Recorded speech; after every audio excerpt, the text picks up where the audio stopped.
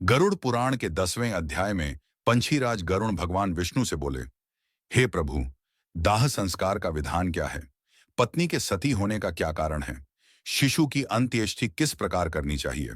दाह के बाद किस प्रकार का विधान करनी चाहिए? पंचक में दाह पर निषेध क्यों है? भगवान ने कहा, जिन और्ध्वदैहिक कृत्यों को करने से पुत्र और पौत्र पितृण से मुक्त हो जाते हैं, मैं उसे बताता हूं। बहुत से दान देने से क्या लाभ? माता पिता की अंत्येष्टि क्रिया भली भांति करे, उससे पुत्र को अग्निष्टोम के समान फल प्राप्त हो जाता है। माता पिता की मृत्यु होने पर पुत्र को शोक का परित्याग करके सभी पापों से मुक्ति प्राप्त करने के लिए सभी परिवारजनों के साथ मुंडन कराना चाहिए। माता पिता के मरने पर जिसने मुंडन नहीं कराया, वह संसार सागर को तारने वाला पुत्र नहीं समझा जाता। अतः नख और कांख को छोड़कर मुंडन कराना आवश्यक है। इसके बाद समस्त बांधवों के सहित स्नान करके धौत वस्त्र धारण करे। तब तुरंत जल ले आकर उस जल से शव को स्नान करावे और चंदन अथवा गंगा जी की मिट्टी के लेप से तथा मालाओं से उसे विभूषित करे। उसके बाद नवीन वस्त्र से ढककर अपसव्य होकर नाम गोत्र का उच्चारण करके संकल्प पूर्वक दक्षिणा सहित पिंड दान देना चाहिए। मृत्यु के स्थान पर शव नामक पिंड को मृत व्यक्ति के नाम गोत्र से प्रदान करे। ऐसा करने से भूमि और भूमि के देवता प्रसन्न होते हैं। इसके पश्चात द्वारदेश पर पांथ नामक पिंड मृतक के नाम गोत्र का उच्चारण करके प्रदान करे। ऐसा करने से भूत कोटि में दुर्गतिग्रस्त प्रेत मृत प्राणी की सद्गति में बाधा नहीं कर सकते। इसके बाद पुत्र वधू आदि शव की प्रदक्षिणा करके उसकी पूजा करें। तब अन्य बांधवों के साथ पुत्र को कंधा देना चाहिए। अपने पिता को कंधे पर धारण करके जो पुत्र श्मशान को जाता है, वह पग पग पर अश्वमेध का फल प्राप्त करता है। पिता अपने कंधे अथवा पीठ पर बैठाकर पुत्र का सदा लालन पालन करता है। उस आण से पुत्र तभी मुक्त होता है जब वह अपने मृत पिता को अपने कंधे पर ढोता है। इसके बाद आधे मार्ग में पहुंचकर भूमि का मार्जन और प्रोक्षण करके शव को विश्राम कराए और उसे स्नान कराकर भूत संजक पितर को गोत्र नाम के द्वारा भूत नामक पिंड प्रदान करे।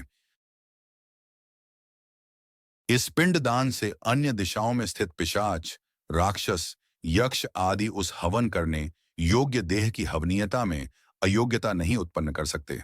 उसके बाद श्मशान में ले जाकर उत्तराभिमुख स्थापित करें। वहां देहदाह के लिए विधि अनुसार भूमि का संशोधन करें। भूमि का लेपन करके दर्भमूल से 3 रेखाएं खींचे और उल्लेखन क्रमानुसार ही उन रेखाओं से उभरी हुई मिट्टी को उठाकर ईशान दिशा में फेंककर उस वेदिका को जल से प्रोक्ष कर उसमें विधि पूर्वक अग्नि स्थापन करे। पुष्प और अक्षत से अग्निदेव की पूजा करे और स्वाहा इत्यादि अनुवाक से यथाविधि होम करना चाहिए। तब उस मृतक का मांस भक्षण करने वाली अग्नि की इस प्रकार प्रार्थना करे, तुम प्राणियों को धारण करने वाले, उनको उत्पन्न करने वाले तथा प्राणियों का पालन करने वाले हो। यह सांसारिक मनुष्य मर चुका है, तुम इसे स्वर्ग ले जाओ। इस प्रकार अग्नि की प्रार्थना करके वहीं चंदन, तुलसी, पलाश और पीपल की लकड़ियों से चिता का निर्माण करें। उस शव को चिता पर रख करके वहां 2 पिंड प्रदान करें। प्रेत के नाम से एक पिंड चिता पर तथा दूसरा शव के हाथ में देना चाहिए। चिता में रखने के बाद से उस शव में प्रेतत्व आ जाता है। प्रेत कल्प को जानने वाले कतिपय विद्वज्जन चिता पर दिए जाने वाले पिंड को साधक नाम से संबोधित करते हैं। अतः चिता पर साधक नाम से तथा शव के हाथ पर प्रेत नाम से पिंड दान करें। इस प्रकार 5 पिंड प्रदान करने से शव में आहुति योग्यता संपन्न होती है। प्रेत के लिए 5 पिंड देकर हवन किए हुए उस अग्नि को तिनकों पर रखकर यदि पंचक न हो तो पुत्र अग्नि प्रदान करे। पंचक में जिसका मरण होता है उसे शांति नहीं मिलती। पंचक शांति किए बिना उसका दाह नहीं करना चाहिए, अन्यथा अन्य की मृत्यु हो जाती है। इनमें मृत व्यक्ति दाह के योग्य नहीं होता और उसका दाह करने से परिणाम अशुभ होता। इन नक्षत्रों में जो मरता है उसके घर में कोई हानि होती है। पुत्र और सगोत्रियों को भी विघ्न होता है। अथवा इस पंचक में भी दाह विधि का आचरण करके मृत व्यक्ति का दाह संस्कार हो सकता है। पंचक मरण प्रयुक्त सभी दोषों की शांति के लिए उस दाह विधि को अब मैं कहता हूं। हे पंछीराज, कुश से निर्मित 4 पुत्तलों को नक्षत्र मंत्रों से अभिमंत्रित करके शव के समीप में स्थापित करें। तब उन पुतलों में प्रतप्त सुवर्ण रखना चाहिए और फिर नक्षत्रों के नाम मंत्रों से होम करना चाहिए। पुनः प्रेता जयता नर इंद्रो व शर्म यच्छतु, इस मंत्र से उन नक्षत्र मंत्रों को संपुटित करके होम करना चाहिए। इसके बाद उन पुतलों के साथ शव का दाह करें। सपिंडी श्राद्ध के दिन पुत्र विधि पंचक शांति का अनुष्ठान करें। पंचक दोष की शांति के लिए क्रमशः तिलपूर्ण पात्र, सोना, चांदी, रत्न तथा घृतपूर्ण कांस्य पात्र का दान करना चाहिए। इस प्रकार पंचक शांति विधान करके जो शव दाह करता है उसे कोई विघ्न बाधा नहीं होती और प्रेत भी सद्गति प्राप्त करता है। इस प्रकार पंचक में मृत व्यक्ति का दाह करना चाहिए और पंचक के बिना मरने पर केवल शव का दाह करना चाहिए। यदि मृत व्यक्ति की पत्नी सती हो रही हो तो उसके दाह के साथ ही शव का दाह करना चाहिए। अपने पति के प्रिय संपादन में संलग्न पतिव्रता नारी यदि उसके साथ परलोक गमन करना चाहे तो पति की मृत्यु होने पर स्नान करे और अपने शरीर को कुंकुम, अंजन, सुंदर वस्त्राभूषण से अलंकृत करे। गुरुजनों को प्रणाम करके तब घर से बाहर निकले। इसके बाद देवालय मंदिर जाकर भक्तिपूर्वक भगवान विष्णु को प्रणाम करे। वहां अपने आभूषणों को समर्पित करके वहां से श्रीफल नारियल लेकर लज्जा और मोह का परित्याग करके श्मशान भूमि में जाए। तब वहां सूर्य को नमस्कार करके चिता की परिक्रमा करके पुष्प शैया रूपी चिता पर चढ़े और अपने पति को अपनी गोद में लिटाए। उसके बाद सखियों को श्रीफल देकर दाह के लिए आज्ञा प्रदान करे और शरीर दाह को गंगा जल में स्नान के समान मानकर अपना शरीर जलाए। गर्भिणी स्त्री को अपने पति के साथ अपना दाह नहीं करना चाहिए। प्रसव करके और उत्पन्न बालक का पोषण करने के बाद उसे सती होना चाहिए। यदि स्त्री अपने मृत पति के शरीर को लेकर अपने शरीर का दाह करती है तो अग्नि उसके शरीर मात्र को जलाते हैं। उसकी आत्मा को कोई पीड़ा नहीं होती। स्वर्ण के जाते हुए धातुओं का मल जैसे अग्नि में जल जाता है, उसी प्रकार पति के साथ जलने वाली नारी अमृत के समान अग्नि में अपने पापों को जला देती है। जिस प्रकार सत्य परायण धर्मात्मा पुरुष शपथ के समय तपे हुए लोहपिंड को लेने पर भी नहीं जलता, उसी प्रकार चिता पर पति के शरीर के साथ संयुक्त वह नारी भी नहीं जलती, बल्कि उसकी आत्मा मृत व्यक्ति की आत्मा के साथ एकत्व प्राप्त कर लेती है। पति की मृत्यु होने पर जब तक स्त्री उसके शरीर के साथ अपने शरीर को नहीं जला लेती, तब तक वह किसी प्रकार भी स्त्री शरीर प्राप्त करने से मुक्त नहीं होती। इसीलिए सर्व प्रयत्न पूर्वक मन, वाणी और कर्म से जीवित अवस्था में अपने पति की सदा सेवा करनी चाहिए और मरने पर उसका अनुगमन करना चाहिए। पति के मरने पर जो स्त्री अग्नि में आरोहण करती है वह महर्षि वशिष्ठ की पत्नी अरुंधति के समान होकर स्वर्गलोक में सम्मानित होती है। वहां वह पतिपरायणा नारी अप्सरा गणों के द्वारा स्तूयमान होकर 14 इंद्रों के राज्यकाल पर्यंत अर्थात एक कल्प तक अपने पति के साथ स्वर्गलोक में रमण करती है। जो सती अपने भर्ता का अनुगमन करती है वह अपने मातृकुल, पितृकुल और पतिकुल को पवित्र कर देती है। मनुष्य के शरीर में 3.5 करोड़ रोमकूप हैं। उतने काल तक वह नारी अपने पति के साथ स्वर्ग में आनंद करती है। वह सूर्य के समान प्रकाशमान विमान में अपने पति के साथ क्रीड़ा करती है और जब तक सूर्य और चंद्र की स्थिति रहती है तब तक पतिलोक में निवास करती है। इस प्रकार दीर्घ आयु प्राप्त करके पवित्र कुल में पैदा होकर पति रूप में वह पतिव्रता नारी उसी जन्मांतरीय पति को पुनः प्राप्त करती है। जो स्त्री क्षण मात्र के लिए होने वाले दाह दुख के कारण इस प्रकार के सुखों को छोड़ देती है वह जन्म पर्यंत विरह अग्नि से जलती रहती है। इसलिए पति को शिव स्वरूप जानकर उसके साथ अपने शरीर को जला देना चाहिए। यदि पत्नी सती नहीं होती तो केवल पति के शव का ही दाह करना चाहिए। शव के आधे या पूरे जल जाने पर उसके मस्तक को फोड़ना चाहिए। गृहस्थों के मस्तक को काष्ठ से और यतियों के मस्तक को श्रीफल से फोड़ देना चाहिए। पितृलोक की प्राप्ति के लिए उसके ब्रह्मरंध्र का भेदन करके उसका पुत्र निम्न मंत्र से अग्नि में घी की आहुति दे। हे अग्निदेव, तुम भगवान वासुदेव के द्वारा उत्पन्न किए गए हो। पुनः तुम्हारे द्वारा इसकी तेजोमय दिव्य शरीर की उत्पत्ति हो। स्वर्गलोक में गमन करने के लिए शरीर जलकर प्रज्वलित हो। इस प्रकार मंत्र सहित तिल मिश्रित घी की आहुति देकर जोर से रोना चाहिए। उससे मृत प्राणी सुख प्राप्त करता है। दाह के बाद स्त्रियों को स्नान करना चाहिए। उसके बाद पुत्रों को स्नान करना चाहिए।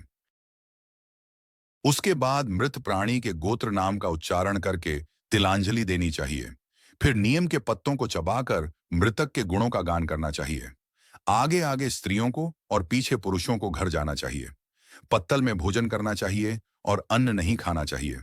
मृतक के स्थान को लीपकर वहां 12 दिन तक रात दिन दक्षिणाभिमुख अखंड दीपक जलाना चाहिए।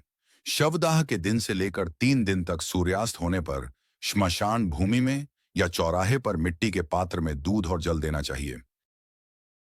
काठ की 3 लकड़ियों को दृढ़तापूर्वक सूत से बांधकर उस पर दूध और जल से भरे हुए कच्चे मिट्टी के घड़े को रखकर यह मंत्र पढ़े। हे प्रेत, तुम श्मशान की आग से जले हुए हो, बांधवों से परित्यक्त हो। यह जल और यह दूध तुम्हारे लिए है। इसमें स्नान करो और इसे पियो। जिन्होंने अग्न्याधान किया हो उसे चौथे दिन अस्थि संचय करना चाहिए और निषिद्ध वार तिथि का विचार करके निरग्निक को तीसरे अथवा दूसरे दिन अस्थि संचय करना चाहिए। अस्थि संचय के लिए श्मशान भूमि में जाकर स्नान करके पवित्र हो जाए। ऊन का सूत्र लपेटकर और पवित्री धारण करके श्मशान वासियों के लिए उड़द की बलि देनी चाहिए और 3 बार परिक्रमा करनी चाहिए। इसके बाद चितास्थान को दूध से सींचकर जल से सींचे। उसके बाद अस्थि संचय करे और उन अस्थियों को पलाश के पत्ते पर रखकर दूध और जल से धोए और पुनः मिट्टी के पात्र पर रखकर यथाविधि श्राद्ध करे। त्रिकोण स्थंडिल बनाकर उसे गोबर से लीपे। दक्षिणाभिमुख होकर स्थंडिल के तीनों कोनों पर 3 पिंडदान करे। चिता भस्म को एकत्र करके उसके ऊपर तिपाई रखकर उस पर खुले मुख वाला जलपूर्ण घट स्थापित करे। इसके बाद चावल पकाकर उसमें दही और घी तथा मिष्टान्न मिलाकर जल के सहित प्रेत को यथाविधि बलि प्रदान करे। फिर उत्तर दिशा में 15 कदम जाए और वहां गड्ढा बनाकर अस्थि पात्र को स्थापित करे। उसके ऊपर दाह जनित पीड़ा नष्ट करने वाला पिंड प्रदान करे और गड्ढे से उस अस्थिपात्र को निकालकर उसे लेकर जलाशय को जाए। दूध और जल से उन अस्थियों को बार बार प्रक्षालित करके चंदन और कुंकुम से लेपित करे। फिर उन्हें एक दोने में रखकर हृदय और मस्तक में लगाकर उनकी परिक्रमा करे तथा उन्हें नमस्कार करके गंगा जी में विसर्जित करे। जिस मृत प्राणी की अस्थि 10 दिन के अंतर्गत गंगा में विसर्जित हो जाती है उसका ब्रह्मलोक से कभी भी पुनरागमन नहीं होता। गंगा जल में मनुष्य की अस्थि जब तक रहती है उतने 1000 वर्षों तक वह स्वर्गलोक में विराजमान रहता है। गंगा जल की लहरों को छूकर हवा जब मृतक का स्पर्श करती है तब उस मृतक के पातक तत्क्षण ही नष्ट हो जाते हैं। भगीरथ ने गंगा देवी की आराधना करके अपने पूर्वजों का उद्धार करने के लिए ब्रह्मलोक से भूलोक ले आए थे। जिनके जल ने भस्मीभूत राजा सगर के पुत्रों को स्वर्ग में पहुंचा दिया। उन गंगा जी का पवित्र यश तीनों लोकों में विख्यात है। जो मनुष्य अपनी पूर्वावस्था में पाप करके मर जाते हैं उनकी अस्थियों को गंगा में छोड़ने पर वे स्वर्गलोक चले जाते हैं। किसी महाअरण्य में सभी प्राणियों की हत्या करने वाला कोई व्याध सिंह के द्वारा मारा गया और जब वह नरक को जाने लगा तभी उसकी अस्थि गंगा जी में गिर पड़ी, जिससे वह दिव्य विमान पर चढ़कर देवलोक को चला गया। इसलिए पुत्र खुद ही अस्थि को गंगा में विसर्जित करे। अस्थि संचयन के बाद दशगात्र विधि का अनुष्ठान करना चाहिए। यदि कोई व्यक्ति विदेश में या वन में अथवा चोरों के भय से मरा हो और उसका शव प्राप्त न हुआ हो तो जिस दिन उसके निधन का समाचार सुने उस दिन कुश का पुत्तल बनाकर पूर्व विधि के अनुसार केवल उसी का दाह करे और उसकी भस्म को लेकर गंगा जल में विसर्जित करे। दशगात्र कर्म भी उसी दिन से आरंभ करना चाहिए और सांवत्सरिक श्राद्ध में भी सूचना प्राप्त होने वाले दिन को ग्रहण करना चाहिए। यदि गर्भ की पूर्णता हो जाने के बाद नारी की मृत्यु हो गई हो तो उसके पेट को चीरकर बालक को निकाल ले। यदि वह भी मर गया हो तो भी उसे भूमि में गाड़कर केवल मृत स्त्री का दाह करे। मरे हुए बालक को गंगा जी में ही प्रवाहित कर दे। 27 महीने तक के बालक को भूमि में गाड़ दे। इसके बाद की अवस्था वाले बालक का दाह संस्कार करे और उसकी अस्थियां गंगा जी में विसर्जित करे तथा जलपूर्ण कुंभ प्रदान करे एवं केवल बालकों को ही भोजन कराए। गर्भ के नष्ट होने पर गर्भस्थ शिशु के उद्देश्य से उसकी कोई क्रिया नहीं की जाती, पर शिशु के दांत निकलने के पूर्व की अवस्था वाले बच्चे के मरने पर उसके लिए दुग्ध दान करना चाहिए। बालक चूड़ाकरण से पूर्व या 3 वर्ष की अवस्था वाले के मरने पर उसके लिए जलपूर्ण घट का दान करना चाहिए और खीर का भोजन कराना चाहिए। कुमार के मरने पर कुमार बालकों को भोजन कराना चाहिए और उपनीत पौगंड अवस्था के बच्चे के मरने पर उसी अवस्था के बालकों के साथ ब्राह्मणों को भोजन कराएं। 5 वर्ष की अवस्था से अधिक अवस्था वाले बालक की मृत्यु होने पर वह चाहे उपनीत यज्ञोपवीत संस्कार संपन्न हो अथवा जिसका यज्ञोपवीत न हुआ हो, पायस और गुड़ के 10 पिंड क्रमशः प्रदान करने चाहिए। पौगंड अवस्था के बालक की मृत्यु होने पर वृषोत्सर्ग तथा महादान की विधि को छोड़कर एकादशाह तथा द्वादशाह की क्रिया का संपादन करना चाहिए। पिता के जीवित रहने पर पौगंडावस्था में मृत बालक का स्पिंडन श्राद्ध नहीं होता, अतः 12वें दिन उसका केवल एकोदिष्ट श्राद्ध करे। स्त्री और शूद्रों के लिए विवाह ही व्रतबंध स्थानीय संस्कार कहा गया है। व्रत अर्थात उपनयन के पूर्व मरने वाले सभी वर्णों के मृतकों के लिए उनकी अवस्था के अनुकूल समान क्रिया करनी चाहिए।